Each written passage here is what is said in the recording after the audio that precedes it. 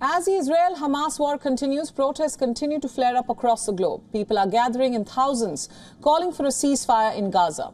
In Turkey, the police used tear gas and water cannon as hundreds of pro-Palestinian protesters try to storm an airbase that houses U.S. troops. This comes just hours before U.S. Secretary of State Antony Blinken's visit. Blinken, in fact, held tough talks in Turkey aimed at soothing the anger of one of Washington's most strategic but difficult allies about the bloodshed in Gaza. The protests outside one airbase in southeastern Turkey was organized by a humanitarian relief fund. There were no reports of injuries or arrests.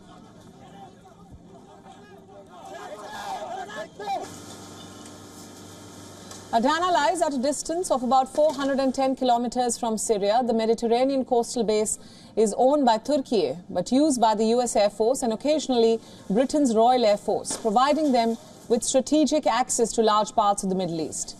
This airbase has also been used to support the international coalition fighting Islamic State in Syria and Iraq. Meanwhile, in Pakistan, around 10,000 people marched through the streets of the capital, Islamabad. They called for the government to allow them to be involved in the conflict between Hamas and Israel. The demonstration was organized by Pakistan Tehreek-e-Labbaik Party. The protesters chanted, "I am ready to come and we are ready to defend Al-Aqsa," referring to Jerusalem's Al-Aqsa Mosque. The protesters marched towards the US Embassy but stopped about half a kilometer from the red zone where the embassy is located.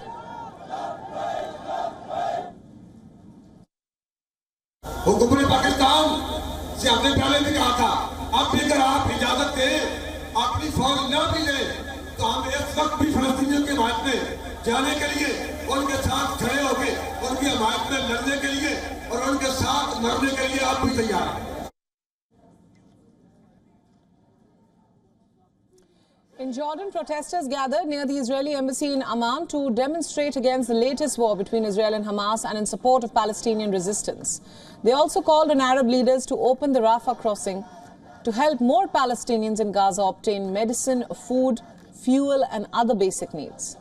Meanwhile, in Iraq, Iraqis took to the streets in Baghdad to protest against the visit of the US Secretary of State Antony Blinken.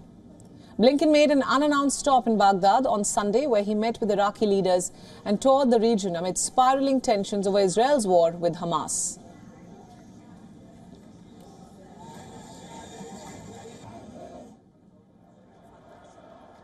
In Greece, several thousand protesters marched to the Israeli embassy in Athens in solidarity with Palestinians. Many protesters chanted "Free Palestine" while calling for an immediate ceasefire in the deadly war.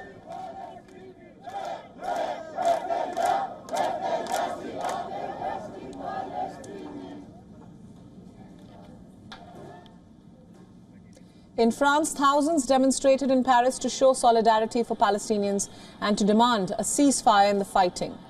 Demonstrators held Palestinian flags bearing slogans such as "Stop the massacres" and "Ceasefire now."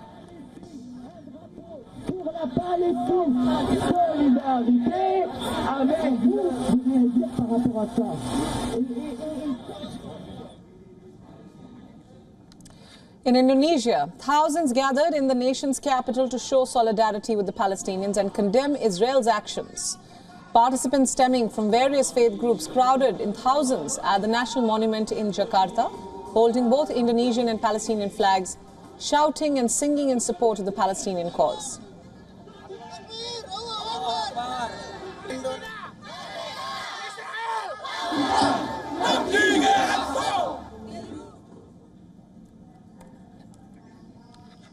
Protesters in Israel continue to demand the release of hostages. Meanwhile, protesters also joined families of the hostages. These families have been camping at the headquarters for the volunteer-based Hostages and Missing Families Forum. The families held by Hamas have vowed to not return home until their family members have returned. As world leaders scramble to initiate a ceasefire, Pope Francis made an urgent plea for a halt to the conflict in Gaza, calling for humanitarian aid and help for those injured in order to ease the very grave situation on ground. The Pontiff has already called for the creation of humanitarian corridors and has said a two-state solution was needed to put an end to the war.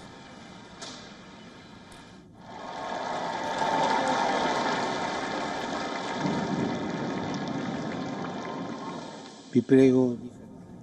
WION World is now available in your country. Download the app now and get all the news updates on the move.